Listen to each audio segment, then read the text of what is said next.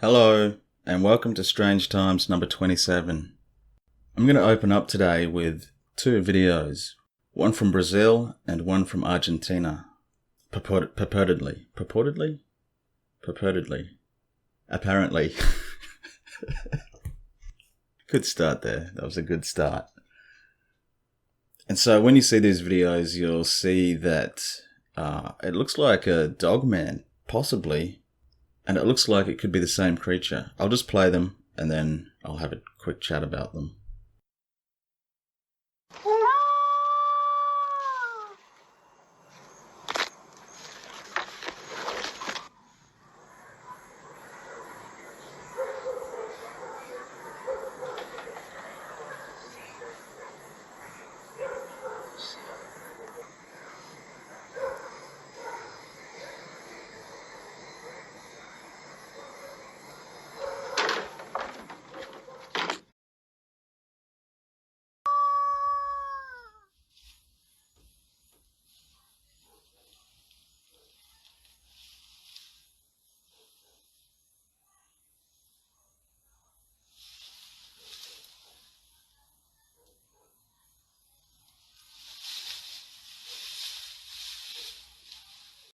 Okay, let's start with the howls.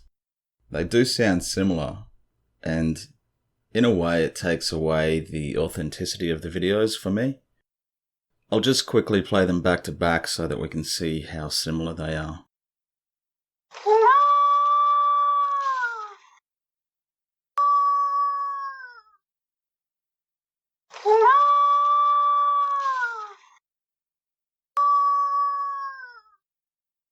Right. That's very suspicious. It doesn't sound like an animal at all. And it sounds like exactly the same person. It sounds like a person trying to mimic a wolf, and it sounds like the same person trying to mimic a wolf. That's my opinion. So we'll carry on anyway, have a look at the footage and see if we can, see if I can make something interesting of this. Alright, let's start with the first video, which is purportedly from Brazil. And I'll just skip to where you can actually see the creature.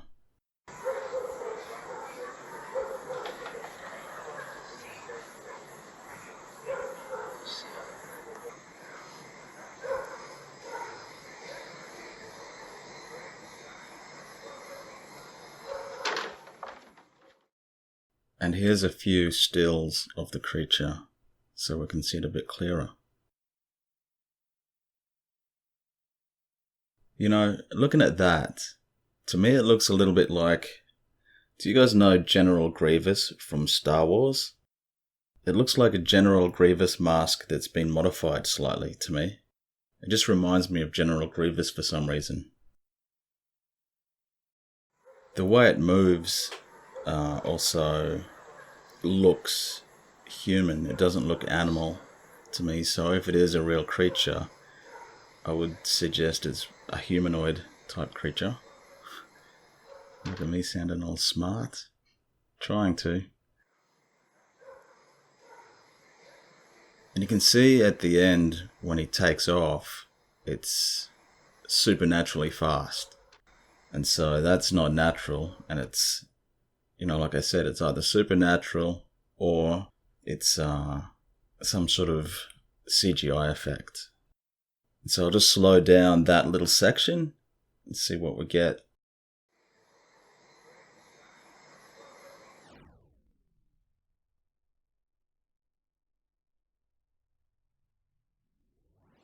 And as you can see, there's like this little glitch just before he takes off.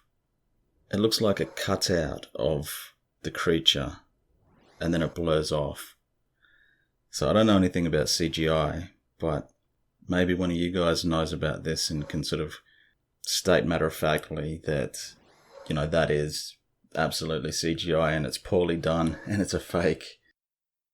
But I'll leave that one there now because I've got nothing more to say.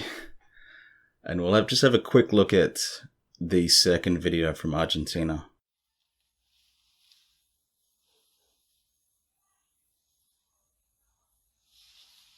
This one looks more animal-like, I think. And it still looks kind of fake to me.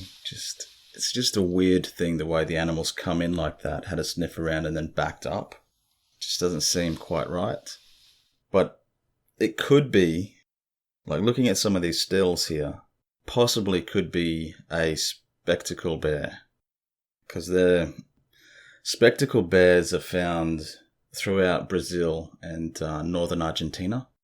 So that could be what we're looking at. If you guys have got any other ideas, I'd love to hear about it in the comments. And so from one cryptid onto probably the most world-famous cryptid ever. The Loch Ness Monster. I really got to practice my accents, they're horrible. I don't even know why I try, because they're just so shit. Oh dear. Oh dear. But yeah, the Loch Ness Monster. Who hasn't heard of that? And look here. We got a couple of pictures. See that little blob? That's the Loch Ness Monster. I mean, it doesn't look like much, but apparently it's a big deal. There's this expert called... One second. His name is Adrian Shine. And he's been researching Loch Ness for decades now. And he's a bit of an expert on sonar location. I think that's what they call the technique. You know the one. And he says, quote, "What we really want to see right now is a lovely crescent shape about halfway down the chart." And so that shape that we can see there, which was picked up a couple of days ago, or maybe a couple of weeks ago, that's exactly what they're looking for.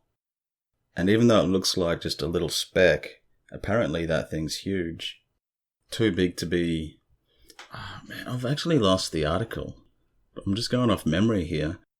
I think they said that the object is somewhere between 15 and 20 feet in length, which is too big for a catfish. I think the biggest catfish they found was 9 feet. That's the world record for a catfish. And so this is, double that. And so it doesn't look like much, but it could be something. So keep an eye on that. Imagine if there really is prehistoric monsters living at the bottom of Loch Ness. That would be pretty cool. Okay, now to Siberia, where people have been finding these gigantic holes over the last few years. Mysterious Siberian holes. A Russian TV crew flying over the Siberian tundra this summer spotted a massive crater 30 meters deep and 20 meters wide. Striking in its size, symmetry, and the explosive force of nature that it must have taken to create it. Initial theories floated when the first crater was discovered near an oil and gas field in the Yamal Peninsula in northwest Siberia.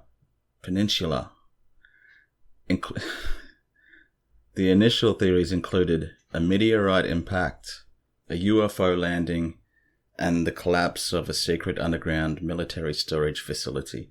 I doubt anyone actually thought that. I think the media is just throwing that in there to spice up the story a little bit. Scientists are not sure exactly how the huge hole, which is at least the 9th spotted in the region since 2013, formed. The best theory to date is that the giant hole is linked to an explosive buildup of methane gas. I know how that feels. Which could be an unsettling result of warming temperatures in the region. So, imagine that in Siberia. If you're living there in Siberia as the planet warms up, they say the coastal regions are going to be flooded. But in Siberia, half your town could just explode. Craziness. And so anyway, just to wrap it up, I've got the weirdest and coolest UFO story that I've ever read. I love this one. I've not come across it before. It's an oldie, and it's from America from the 60s. Here we go. Space cakes.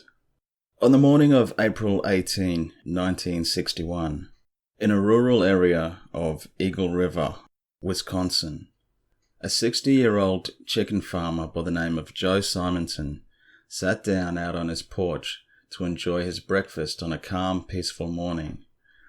The day was about to deviate into the strange, however. As he sat there eating and looking out over his chicken farm, Simonton allegedly had his peace ruined by a loud sound like knobbly tires on wet pavement, which was coming from behind the house.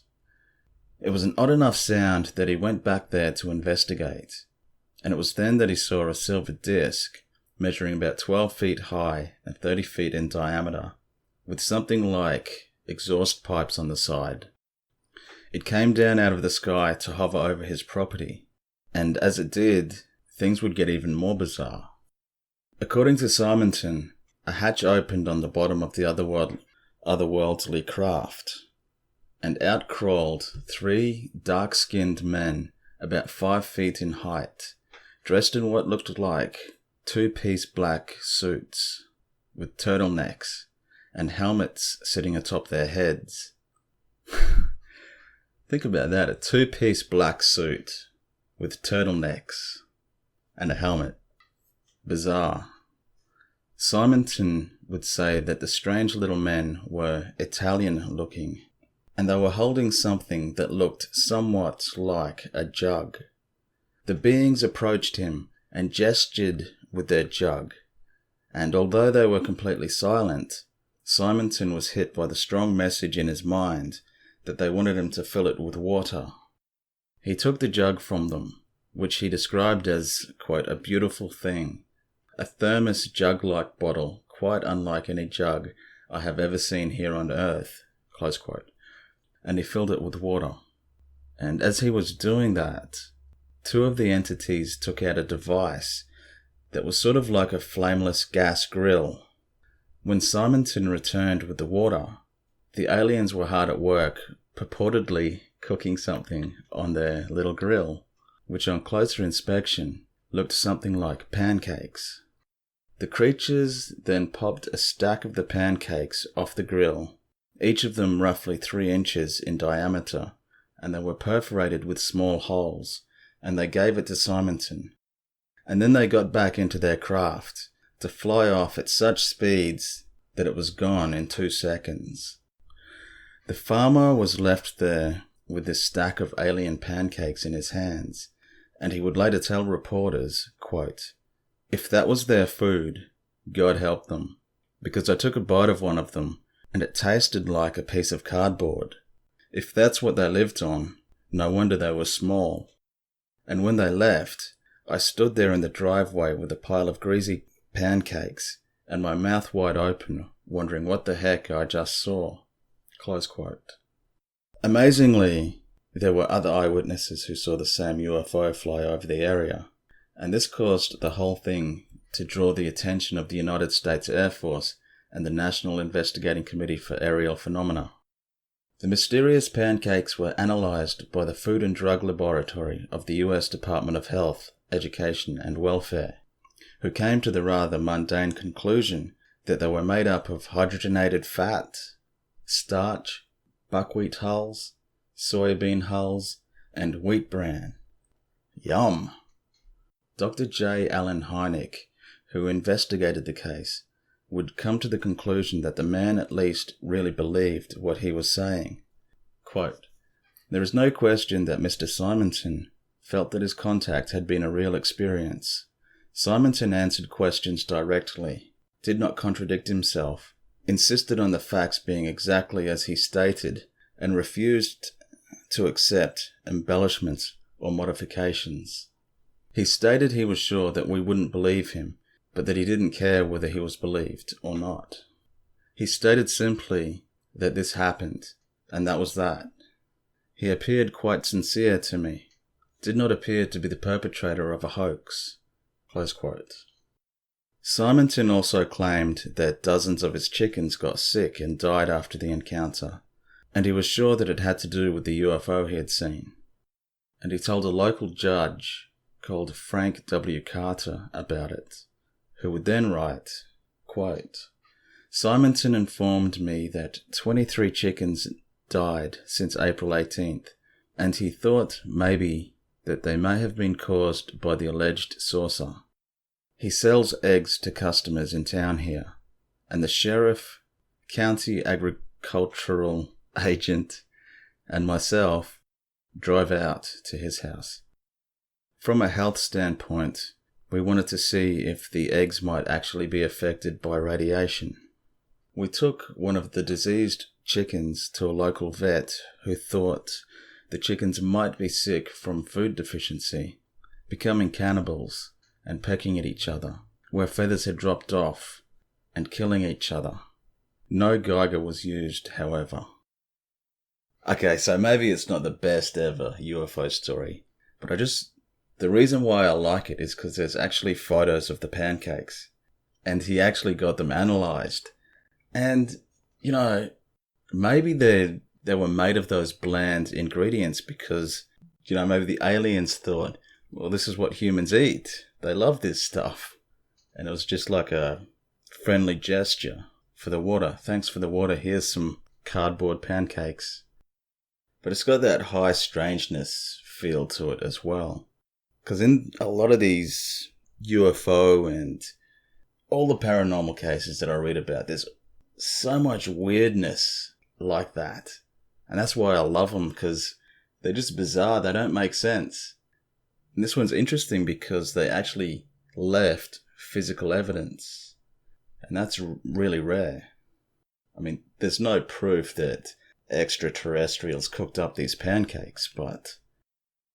And so if this guy's telling the truth, and those pancakes were really made from whatever the hell they were, extraterrestrials or whatever, then there's kind of proof that there's real physical interaction during these experiences. I don't know, I'm just making up words. Just waffling on. But yeah, that's a pretty cool story. I enjoyed it. Anyway, that's all I've got for you today. That's number 27 down. I hope you guys enjoyed it, and I'll see you next time. See ya.